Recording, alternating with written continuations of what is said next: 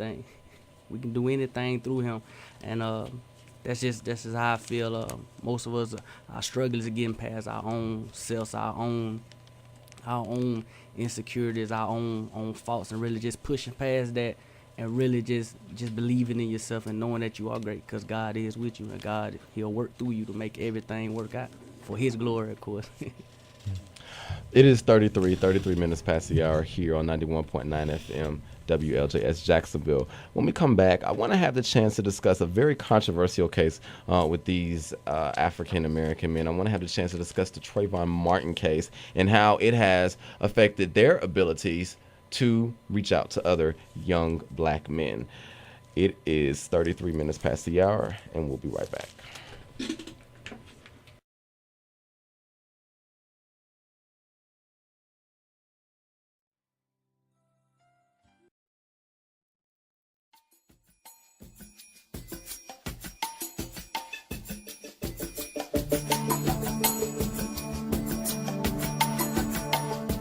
In every heart, there is a drum that beats steady and strong. It does not know defeat. I feel it pound and know the sound of true belief. In every soul, there is a memory of standing tall, the proudest we could be.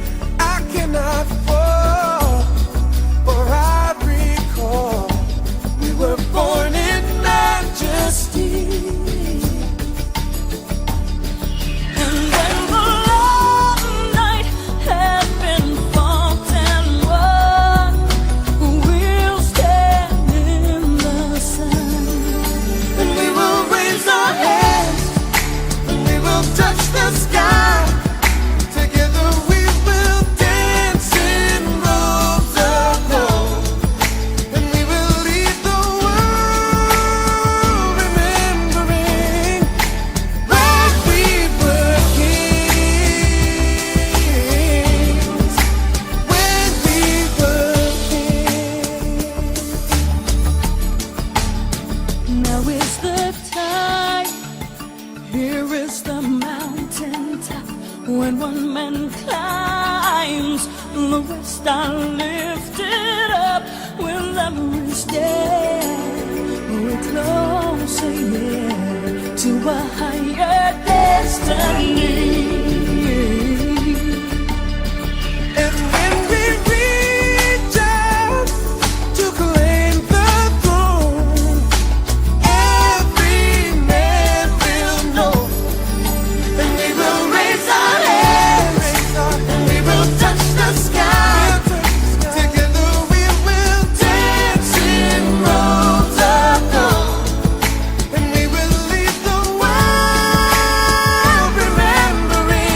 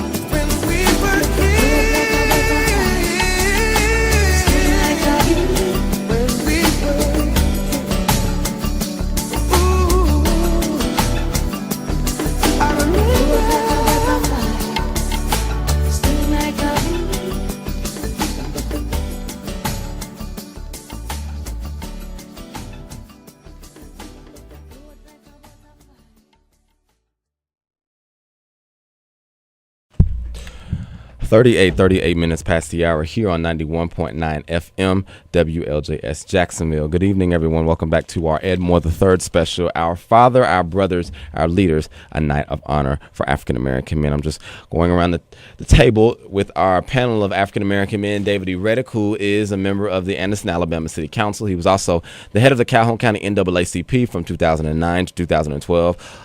Landon Brooks, who is a professional photographer here in the Northeast Alabama area since 2004.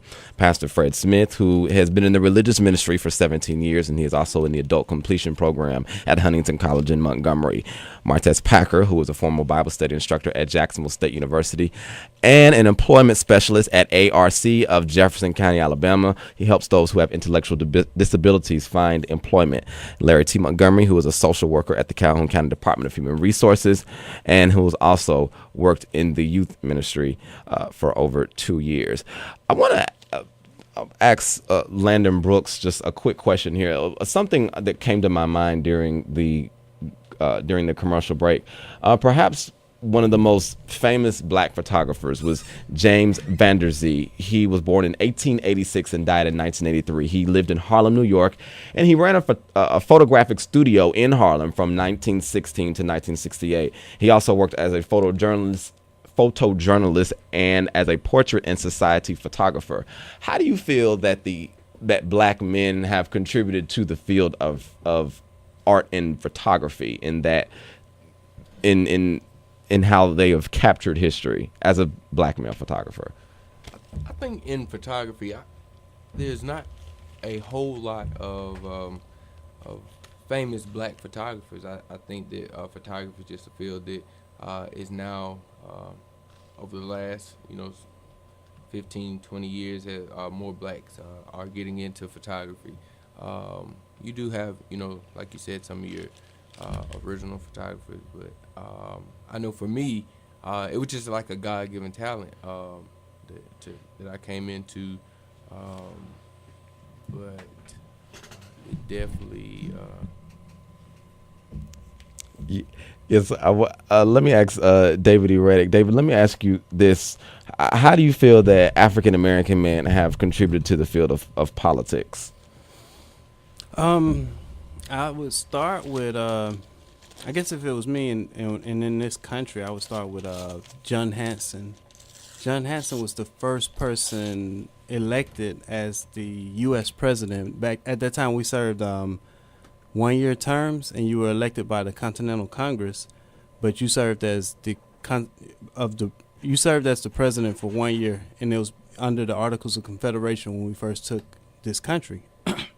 What few people know is he was actually African. He was a black man. He was the first president of the U.S. was actually a black man. They only give credit to the first constitutional president, which was George Washington, but he was actually the 8th president because our first 7 presidents only served 1-year terms. That's why there's a gap between when we declared our independence and when we signed our Constitution.